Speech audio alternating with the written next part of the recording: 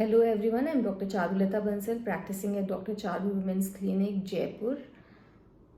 I'm consultant obs and gynaecologist. आज हम बात करने जा रहे हैं वजाइनल डिस्चार्ज के बारे में। वजाइनल डिस्चार्ज, जिसे कॉमनली लिकोरिया भी कहा जाता है, एक बहुत ही कॉमनली फेस्ड प्रॉब्लम है फीमेल्स के अमंग्स। तो आज हम जानकारी लेंगे कि नॉर्मल डिस्चार्ज क्या होता है, एबनॉर्मल डिस्चार्ज क्या होता है, कब हमें डॉक्टर के पास या गायनिकोलॉजिस्ट के पास जाना चाहिए, या फिर हमें उससे बचने के लिए क्या क्या उपाय करने चाहिए। सो नॉर्मल वजाइनल डिस्चार्ज जो होता है वो सेक्रीशंस होते हैं जो कि सर्विक्स और वजाइना के ग्लैंड से आते हैं। उनका पर्पस होता है वजाइना को क्लीन करना, वजाइना को मॉइस्ट और ल्यूब्रिकेटेड रखना, प्लस वजाइनल पीएच को मेंटेन करके वो वजाइनल इन्फेक्शन से अपने को प्रिवेंट करता है। नॉर्मल वजाइनल डिस्चार्ज को अगर हम डिस्क्राइब करें तो यूजुअली वो thin watery smell less, that is odourless fluid होता है, which can even amount to even tablespoon per day. Discharge can also be normal.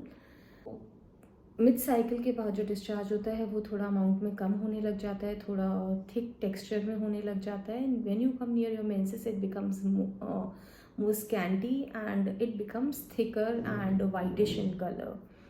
सो ये बात हुई नॉर्मल वजाइनल डिस्चार्ज के बारे में। अब एबनॉर्मल वजाइनल डिस्चार्ज क्या होता है, या फिर हाउ शुड वी नो कि when to visit a gynaecologist for abnormal vaginal discharge. So any vaginal discharge which is associated with itching in the vagina और एक्सटर्नल जेनिटल एरिया, या फिर it is associated with pain while urinating, या फिर it has persistent fishy या फिर foul smell, या फिर it is associated with persistent pain lower abdomen, या फिर pain while having relationship, then it needs a gynaecological evaluation.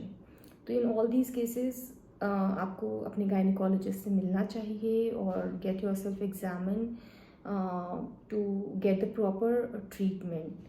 Usually, what are the causes of abnormal vaginal discharge? The most important cause of vaginal discharge जो होता है वो होता है because of any reason, if your body's immunity lowers, then your vagina becomes more susceptible to outside infection.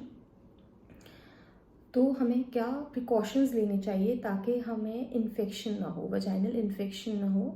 उसके लिए हमें जो फोरमोस्ट है that is about all cleanliness and hygiene. Washing the vaginal area once or twice daily with plain water is more than sufficient. You should avoid using any harsh soaps and shampoos in the vaginal area. Your washing should be from front to backward direction. You should preferably wear loose fitted cotton undergarments. You should include lots of probiotics in your diet to help you prevent against vaginal infections. And you should avoid use of public toilets and all. So these are all the precautions that you should take to prevent yourself from getting infection in the vagina or abnormal vaginal discharge. Thank you.